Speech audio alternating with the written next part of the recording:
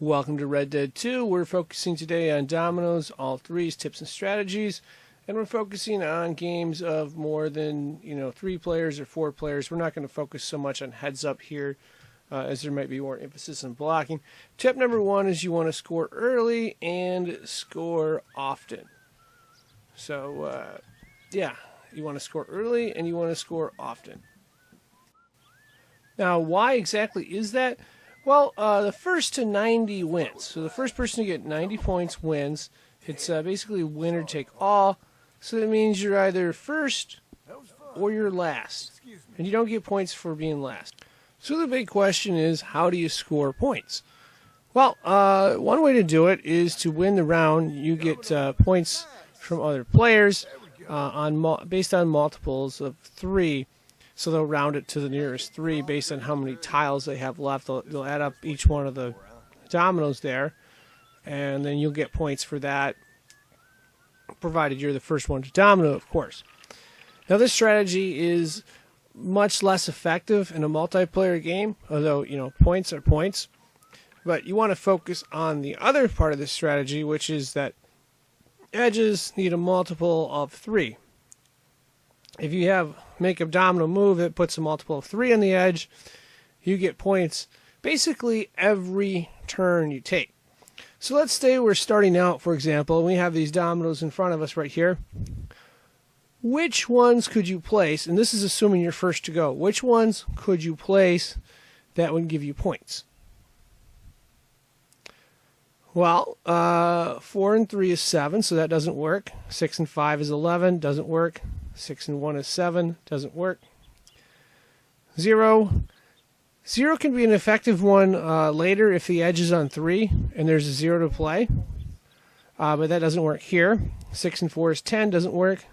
This one right here, 3 and 0, that works. That's the only one that works right here. So if you were first to go, you would play the 3-0 and gather 3 points. But that's basically what you're looking for every move, is something that makes the edge a multiple of 3.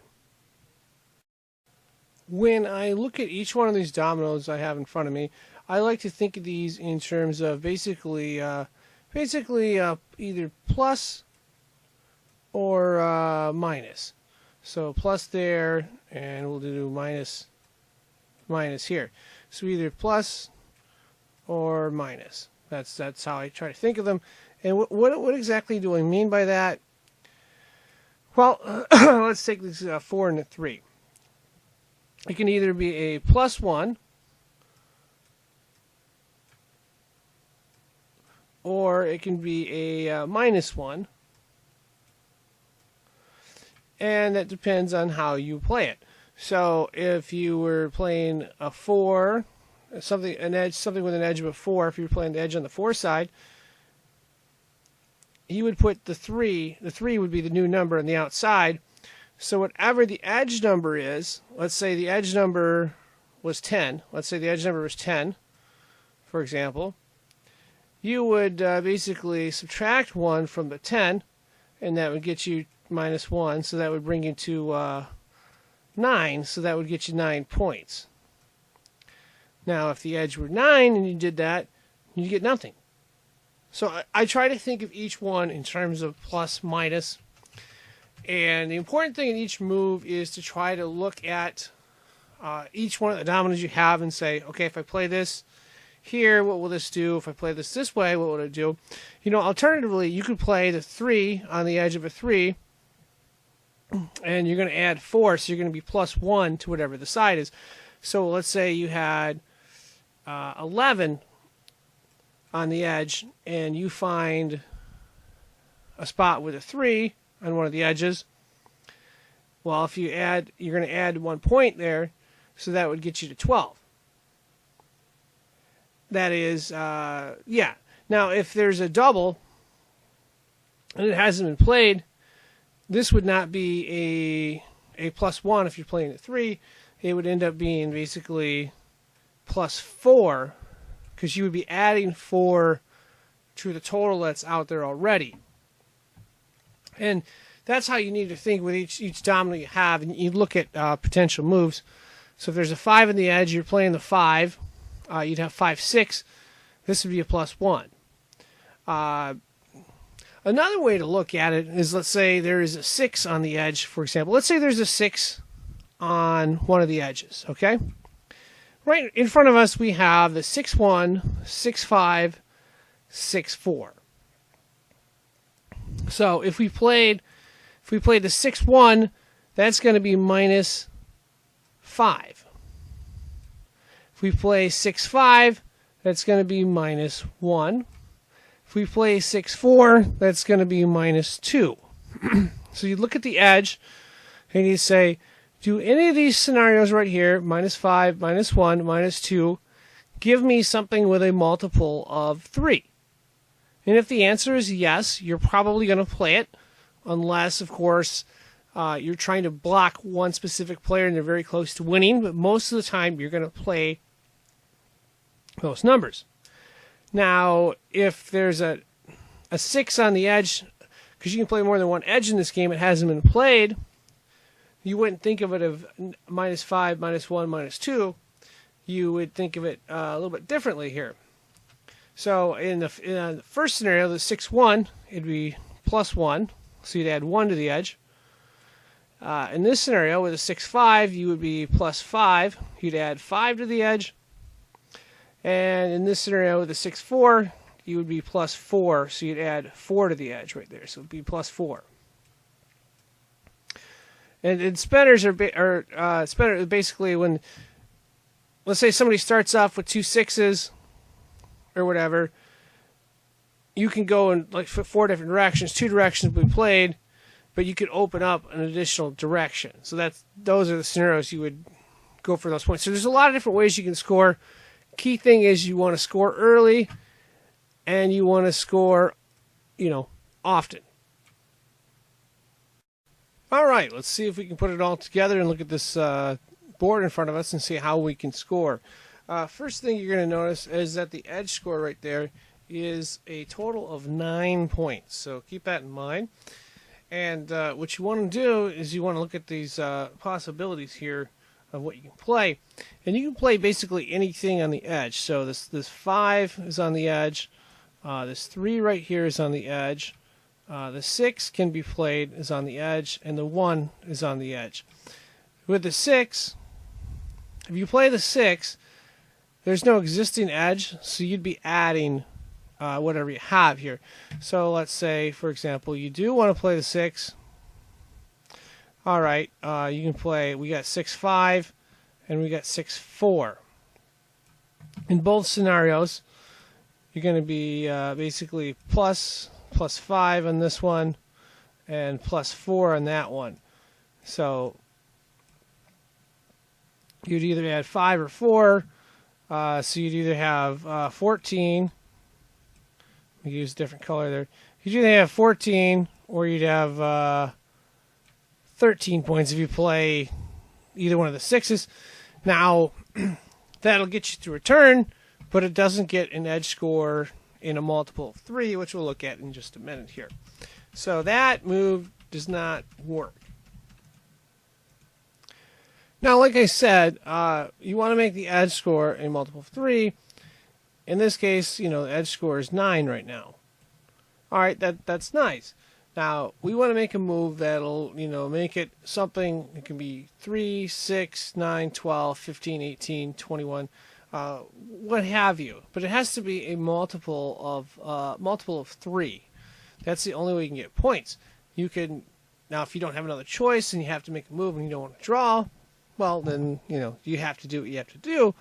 But ideally, you want to make, a move that makes it a multiple of 3.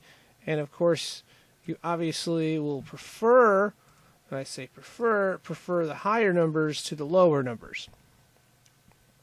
So let's look at what else we can do here. There's the 5 right there that can be played on the edge. And the thing about the 5 is there's a 6. We have 1 5 and there's a 6 with it. So in this case it'd be a +1, and that would bring our edge to 10. So that move will get us a move, but it doesn't give us points. So that doesn't generate what we want to do. Alternatively, we could also play the 3 on the edge right there, the 3. And when we look at the 3 more closely, we'll notice we have a 3-4, a 3-0, and a 3-2. Since our edge score is 9, we basically would look for, to shorten this, we'd look for something that would be a multiple of 3.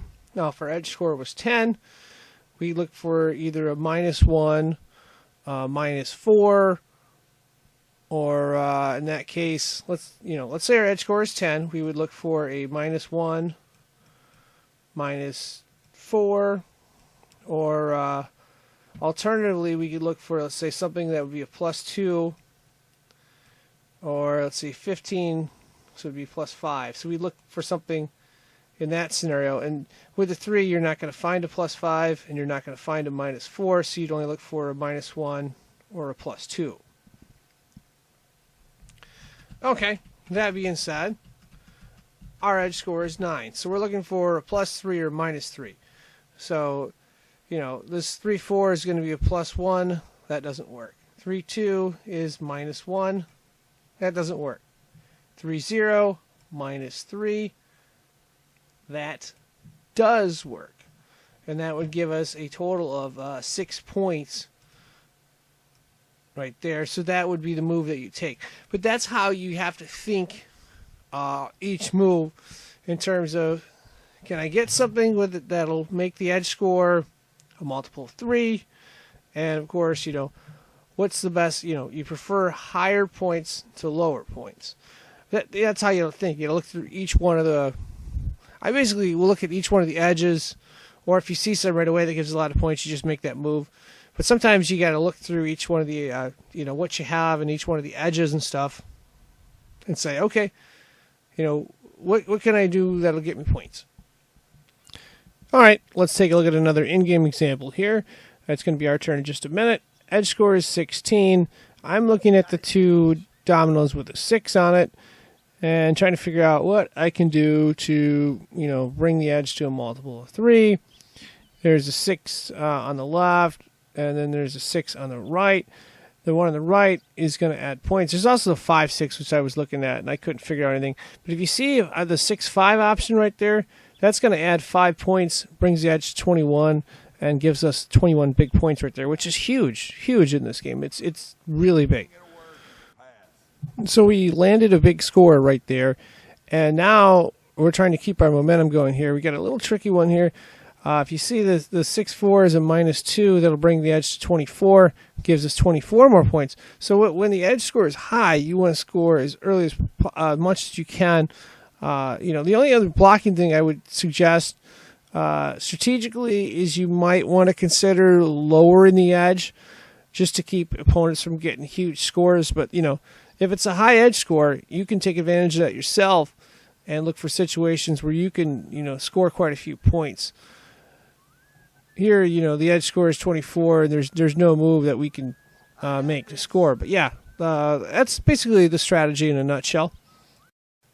Before we wrap this up, one more tip I'd like to give, and that is when you're playing multiplayer, you're not going to be able to win all the time, but if you can win around half the time or so, you're going to be doing pretty good. And of course, that's going to wrap this video up. I would like to thank all of you for watching and wish you good luck in your play.